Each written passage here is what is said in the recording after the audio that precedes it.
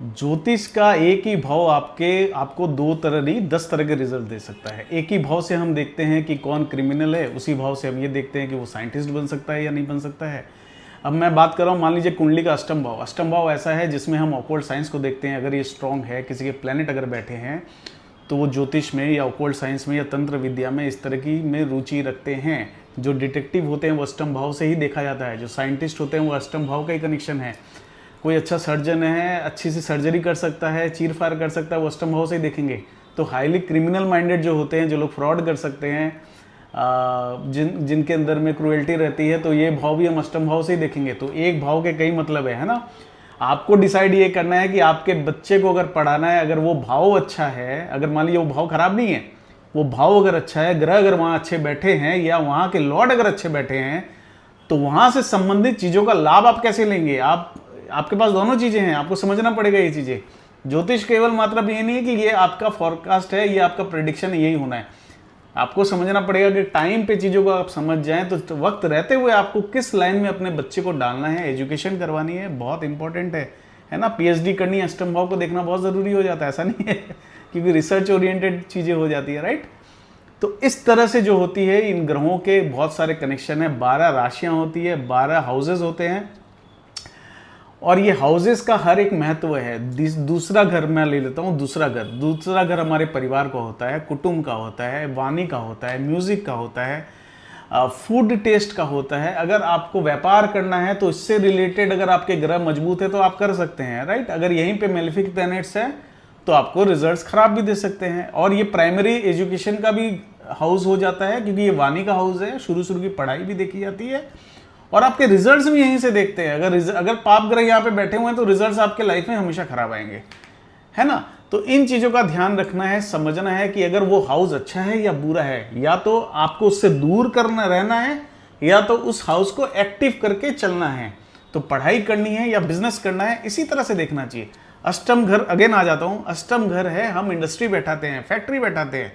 ग्रह खराब पड़े हैं, प्रॉब्लम वाले ग्रह पड़े हैं, कई तरह के वहाँ के लॉर्ड जो है वो लॉसेस की जगह में पड़े हैं, या ऑब्स्टेकल की जगह में हैं, या लिटिगेशन की जगह में हैं, कोर्ट कचहरी में है।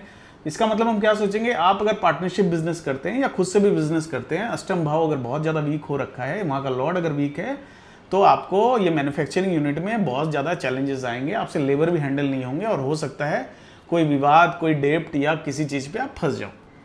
तो इतना सिंपल तरीके से इन चीज़ों को जांचा जा सकता है, बताया जा सकता है, जिससे आपको अच्छा सटीक उपाय मिल सकता है, सटीक तरीका मिल सकता है समझने का और उस पर आगे चलने का, राइट। तो इस तरह से ज्योतिष के 2 पहलू होते हैं। एक पॉइंट और मैं बता देता हूँ, 12वां घर हमारे जेल का होता है, हॉस्पिटल का होता है, हमारे सौरों का भी होता है ना। जो दुख होते हैं हमारे घर पे वो भी होते हैं, बेड प्लेजर का भी होता है, फॉरेन का भी होता है।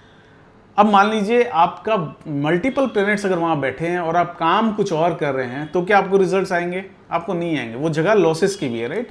तो इसका मतलब आप अगर गलत डायरेक्शन वाले, यानी गलत ग्रह को पकड़ करके अगर आप अपना बिजनेस को चयन करते हैं या पढ़ाई को चयन करेंगे तो आपको प्रॉब्लम आएंगी।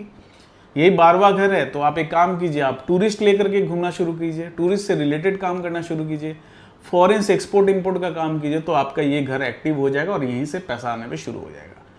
तो ये तरीके होते हैं चीज़ों को समझने के और बताने के, जिससे परिणाम आपके लाइफ में आते हैं, चेंजेस आते हैं। परेशान मत होइए, क्योंकि हमें पता है कई लोग परेशान रहते हैं कि मैं ये कर रहा हूँ, मैं क्या कर पाऊँगा।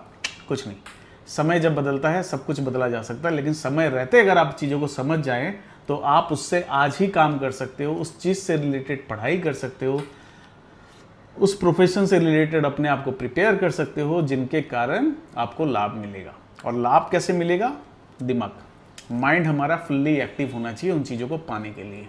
तो ज्योतिष एक ऐसा माध्यम है जिनके तरीके से आपको काफ़ी चीज़ों का जवाब मिलता है, सटीक जवाब मिलता है, और उसको इम्प्लीमेंट जरूर करना चाहिए। ज्योतिष केवल इसके लिए नहीं है कि आप जाते हो, भविष्य पूछते हो, आ जाते हो। ये रॉन्ग कॉन्सेप्ट है।